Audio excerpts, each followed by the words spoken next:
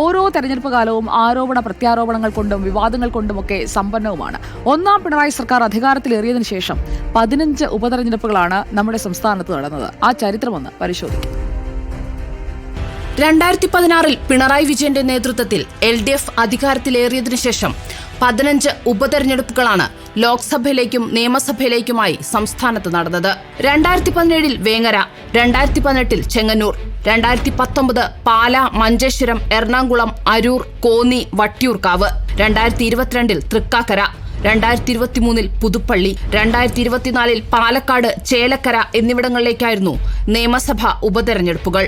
2017 2021 മലപ്പുറത്തും 2024 വയനാടും ലോക്സഭാ ഉപതെരഞ്ഞെടുപ്പും നടന്നു.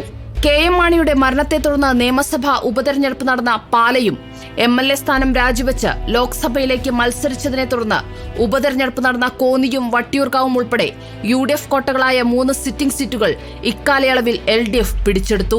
അരൂർ സീറ്റ് മാത്രമാണ് UDFന് പിടിച്ചെടുക്കാനായത്. 2022 PT തോമസിന്റെ മരണത്തെ തുടർന്ന് തൃക്കാക്കരയിലും ഉമ്മൻചാണ്ടിയുടെ മരണത്തെ തുടർന്ന് 2023 പുതുപ്പള്ളിയിലും നടന്ന തിരഞ്ഞെടുപ്പിൽ UDF മണ്ഡലം നിലനിർത്തി. കഴിഞ്ഞ വർഷം ഉപതെരഞ്ഞെടുപ്പ് നടന്ന പാലക്കാടും ചേലക്കരയും സിറ്റിംഗ് സീറ്റുകൾ അതത് മുന്നണികൾ നിലനിർത്തി.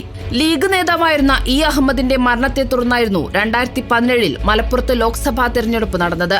PK കുഞ്ഞാലിക്കുട്ടി വേങ്ങര MLA സ്ഥാനം രാജിവെച്ച് മലപ്പുറത്ത് മത്സരിച്ചു. വൻ ഭൂരിപക്ഷത്തിൽ വിജയിച്ചു. പിന്നീട് നടന്ന ലോക്സഭാ തെരഞ്ഞെടുപ്പിൽ മണ്ഡലം നിലനിർത്തി. പക്ഷേ 2021 നിയമസഭാ തെരഞ്ഞെടുപ്പിൽ കുഞ്ഞാലിക്കുട്ടി MP സ്ഥാനം രാജിവെച്ച് വീണ്ടും നിയമസഭയിലേക്ക് മത്സരിച്ചു. ഇതോടെ 2021 വീണ്ടും മലപ്പുറത്ത് ഉപതെരഞ്ഞെടുപ്പ് നടന്നു.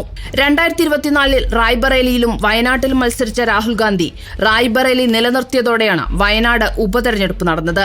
രാഹുലിന് പകരം പ്രിയങ്ക എത്തിയപ്പോൾ റെക്കോർഡ് ഭൂരിപക്ഷത്തോടെയായിരുന്നു വിജയം. Research desk reporter.